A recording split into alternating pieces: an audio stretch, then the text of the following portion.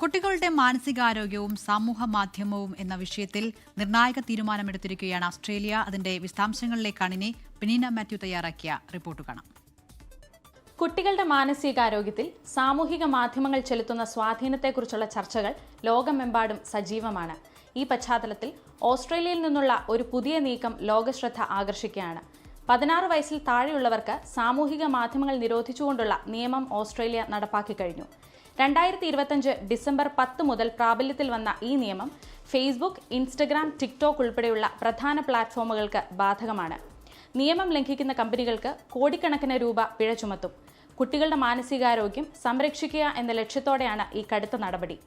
ഇങ്ങനെ ഒരു തീരുമാനത്തിലേക്ക് ഓസ്ട്രേലിയയെ നയിച്ച പ്രധാന കാരണം കുട്ടികളുടെ മാനസികാരോഗ്യത്തെക്കുറിച്ചുള്ള പഠന റിപ്പോർട്ടുകളാണ്. പുതിയ ചില പഠനങ്ങൾ വെളിപ്പെടുത്തുന്നത് സാമൂഹിക മാധ്യമങ്ങൾ ഒരു നാണയത്തിന്റെ 2 വശങ്ങൾ പോലെയാണ് കുട്ടികളെ സ്വാധീനിക്കുന്നത് എന്നാണ്. സജീവമായ ഓൺലൈൻ ഇടപെടലുകൾ, അതായത് സുഹൃത്തുക്കളുമായി ബന്ധപ്പെടുകയോ നല്ല കാര്യങ്ങൾ പങ്കുവയ്ക്കുകയോ ചെയ്യുന്നത് കുട്ടികളിൽ ആത്മവിശ്വാസം വർദ്ധിപ്പിക്കാനും സന്തോഷം നൽകാനും സഹായകമാകും.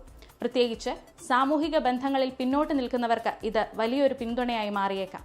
എന്നാൽ മറുവശത്ത് വെറുതെ സ്ക്രോൾ ചെയ്യുകയും മറ്റുള്ളവരുടെ ജീവിതവുമായി സ്വന്തം ജീവിതത്തെ താരതമ്യം ചെയ്യുകയും ചെയ്തത് വിഷാദരോഗത്തിനും ഉത്കണ്ഠയ്ക്കും കാരണമാകുന്നു.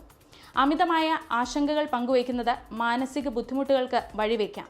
ദിവസത്തിൽ 3 മണിക്കൂറിലധികം സാമൂഹിക മാധ്യമങ്ങൾ ഉപയോഗിക്കുന്ന കുട്ടികളിൽ മാനസികാരോഗ്യ പ്രശ്നങ്ങൾ ഉണ്ടാകാനുള്ള സാധ്യത ഇരട്ടിയാണെന്നും 5 മണിക്കൂറിലധികം ഉപയോഗിക്കുന്നവരിൽ ഇത് വളരെ കൂടുതലാണെന്നും പഠനങ്ങൾ പറയുന്നു.